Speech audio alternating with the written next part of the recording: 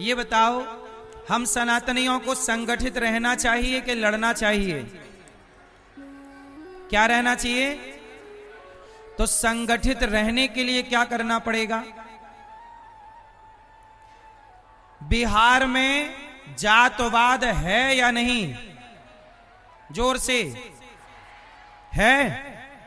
एक बात बताओ, जातियां व्यवस्था के लिए होती हैं कि लड़ने के लिए होती हैं? अच्छा ये बताओ, लोहार जाति है कि व्यवस्था है? जोर से। कुम्हार जाति है कि व्यवस्था है? जोर से। हैं? अरे कुम्हार कोई जाति नहीं है। जो मिट्टी का काम करता है उसे कुम्हार कहते हैं, जो लोहे का काम करता है उसे लोहार कहते हैं, जो सोने का काम करता है उसे सुनार कहते हैं, जो चमड़े का काम करता है उसे मोची कहते हैं। तो भाई ये उनके काम हैं, और बिना इन कामों के बताओ इतने बड़े देश की व्यवस्था बनेगी? बोलो जोर से। इसलिए किसी भी, ए भैया शांति, ये बताइए क्या व्यवस्था बनेगी? जोर से। इसलिए कोई भी जाति छोटी या बड़ी नहीं होती। आप अपनी जाति से छोटे या बड़े बाद में होंगे, आप अपने अच्छे आचरण से, अच्छे कर्मों से बड़े होते हैं और बुरे कर्मों से छोटे रह जाते हैं। इसलिए हमें किसी को ये नहीं कहना चाहिए कि तेरी जाति छोटी है तो तू छोटा है, तेरी जाति बड़ी है तो तू बड़ा है। बोलो हाँ। जातियां सम्मान के लिए है सारी, किसी जाति का अपमान नहीं है। सब जातियों को मैं प्रणाम करता हूं, लेकिन हम यदि आपस में जातियों के नाम पे लड़ते रहे तो हम तरक्की कब करेंगे? बिहार तरक्की कब करेगा? सारी जिंदगी तुम जातियों के नाम पे लड़ते रहोगे क्या? मैया एक बात बताओ, गंगा मैया कहां से निकली है? कहां से? जोर से। भगवान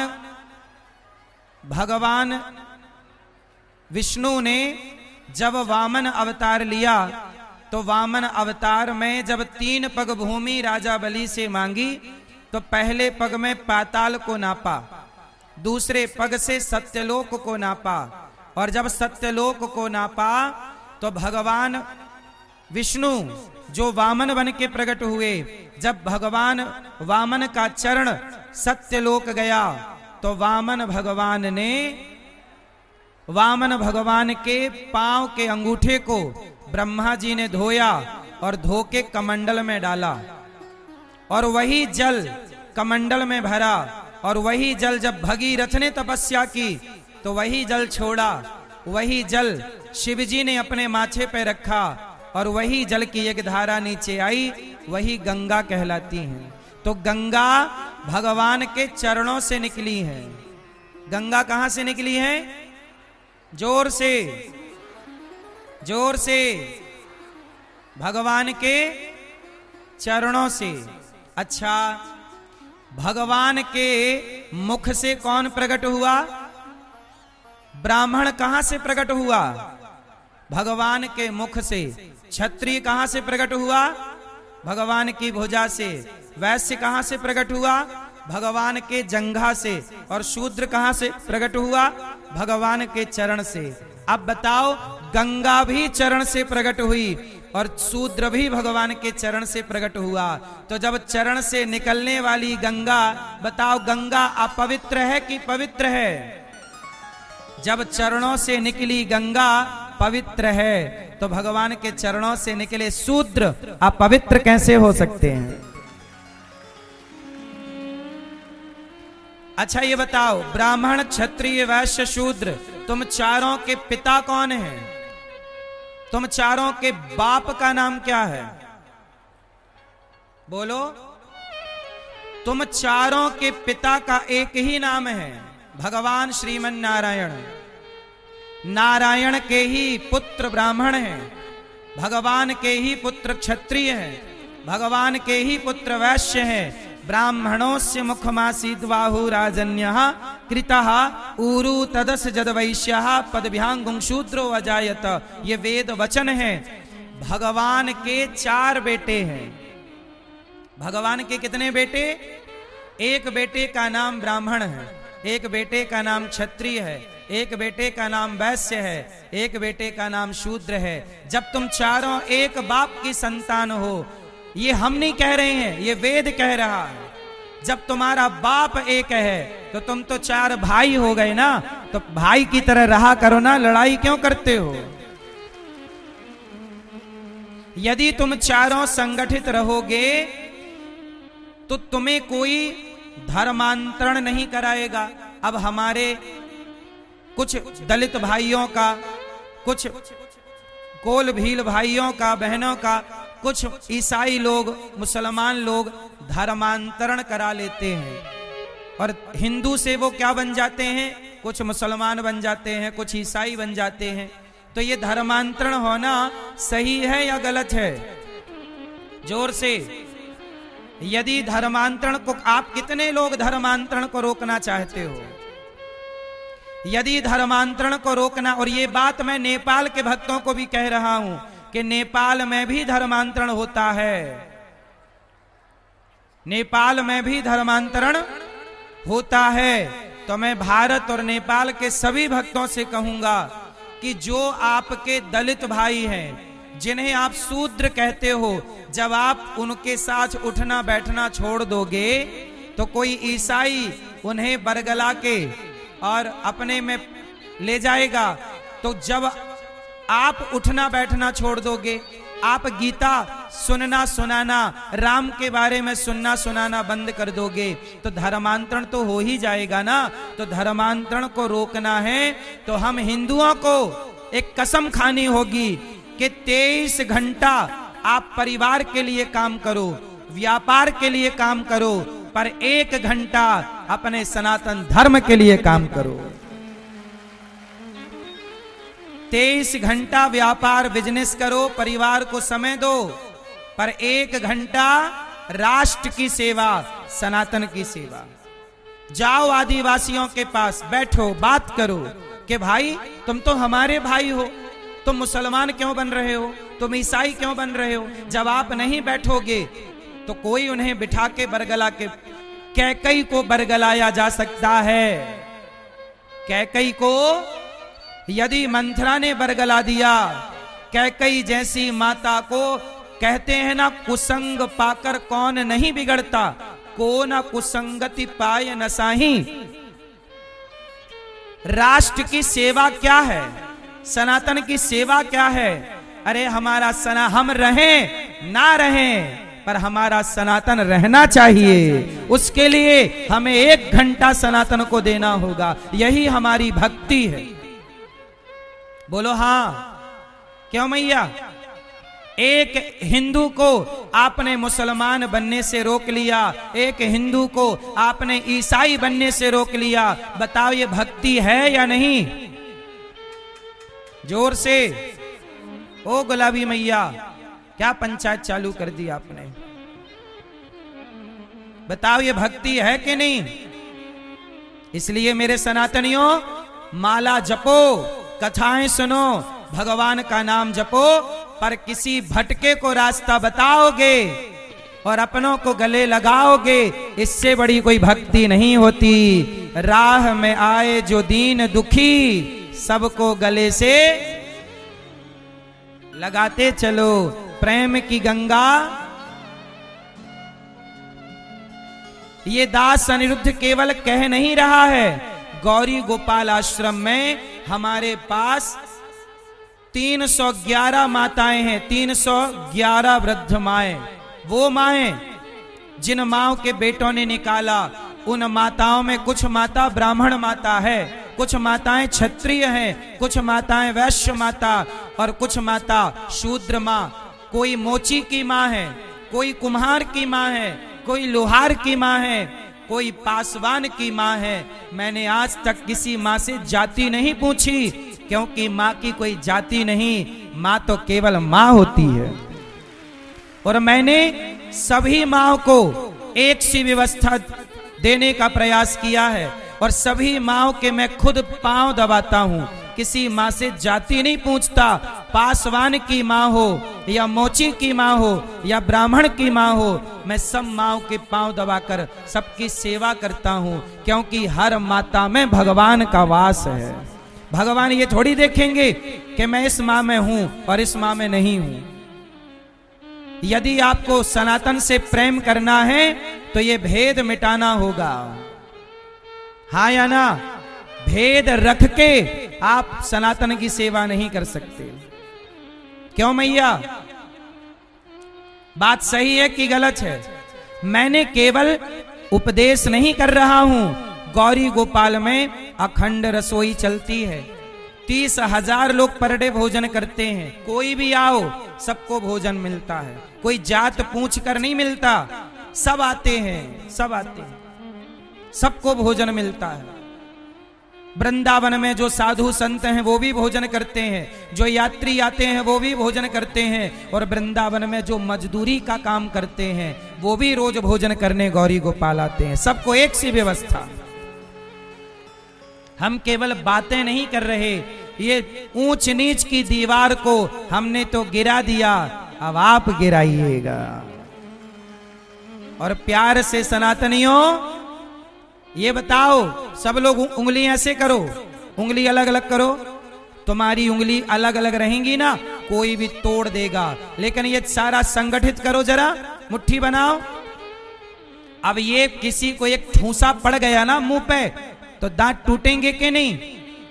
बोलो हाँ। यदि बिखरे रहोगे ना तो कोई भी तुम्हें तोड़ मरोड़ के चला जाएगा, पर संगठित रहोगे तो तुम सब पे भारी पड़ जाओगे। जहां सुमति तहां संपत्ति नाना, जहां कुमति तहां विपत्ति निदाना। तो कितने लोग मुझे वचन देंगे मेरी मां कि सनातनियों, चाहे ब्राह्मण क्षत्रिय वैश्य शूद्र कोई भी हो, हमें सबको गले लगाना चाहिए। कितने लोग मुझे पक्का वादा करेंगे कि छुआछूत की भावना नहीं? मैया, क्या छुआछूत की भावना होना चाहिए? मेरे सामने कोई मोची पड़ा है, उसकी मां है, तो वो कोई भी मां हो, मुझे उसकी दवाई करा सकता हूं तो कराऊं, रोटी दिला सकता हूं तो दूं, उसकी बेटी का ब्याह करा सकता हूं तो करूं। मेरे गांव में, मेरी जन्मभूमि मध्य प्रदेश की है। मेरे गांव में, बहुत छोटा सा गांव है मेरा, मेरे गांव में सब समाज के लोग रहते हैं, मजदूरी करने वाले, मोची समाज भी मेरे गांव में रहता है, सब लोग रहते हैं। अभी मैं गया था गांव, तो एक मोची मैया आई, मोची की मां बोली, महाराज मेरे बेटी का विवाह है।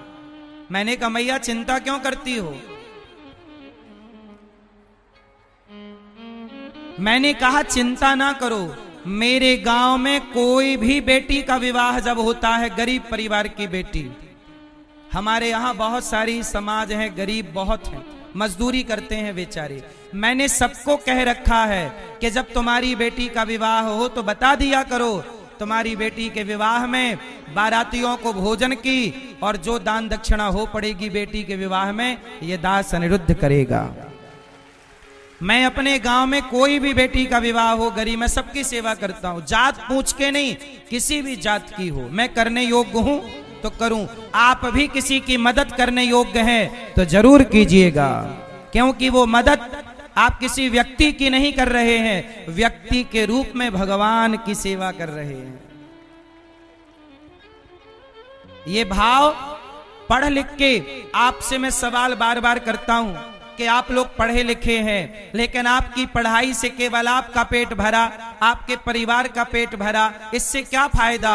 अरे शिक्षा तो ऐसी हो कि मैं पढ़ जाऊं तो मेरी पढ़ाई से मेरे पूरे गांव का भला होना चाहिए। मेरी शिक्षा से मेरे पूरे देश का भला होना चाहिए, मेरे परिवार का भला हुआ, इससे क्या बड़ी बात है। परिवार का पेट तो कुत्ते बिल्ली भी भर लेते हैं, बोलो हाँ। पर कहते हैं ना, सभी में बांट कर खाए उसे इंसान कहते हैं, पराया दर्द अपनाए उसे इंसान कहते हैं। यूं भरने को पक्षी भी अपना पेट भरते हैं, सभी में बांट कर खाए उसे इंसान कहते हैं। इसलिए मेरी माँ, सभी में बांट कर खाने का भाव रखिएगा, खुद भूखे रहकर किसी को खिलाने का भाव रखिए, यही सनातन है, यही भक्ति है। कोई अलग से भक्ति नहीं होती। भक्ति भज सेवायाम धातु से भक्ति बनती है, सेवा ही भक्ति है। किसी भूखे को रोटी, प्यासे को पानी, बेसहारा को सहारा। अभी गौरी गोपाल में मार्च में अगले महीने 21, 51 जितनी बेटियां आएंगी, सारी बेटियों का, गरीब परिवार के लोग जो अपनी बेटा बेटी ले आते हैं कि महाराज हमारे बेटे का ब्याह, लड़का लड़की तो हमने ढूंढ लिया, माँ बाप ढूंढ लेते हैं, और उन बेटियों का विवाह में जितना भी खर्चा होता है ये दास अनिरुद्ध करता है। हर साल हम लगभग 100 से अधिक बेटियों का विवाह करने का प्रयास करते हैं। यदि ईश्वर ने योग्य बनाया है तो आप भी करो, और आप भी गौरी गोपाल में जो कन्यादान होता है, एक बेटी का विवाह का खर्चा आप उठाओ, सहयोग करो, आप अच्छा काम करिए। आज मुझे मैया जी बता रही थी, वन्नी शिखा जी और इनकी एक सखी बता रही थी कि मैं 10 रुपए का दान करती हूं तो भगवान मेरे लिए 10,000 की व्यवस्था कर देते हैं।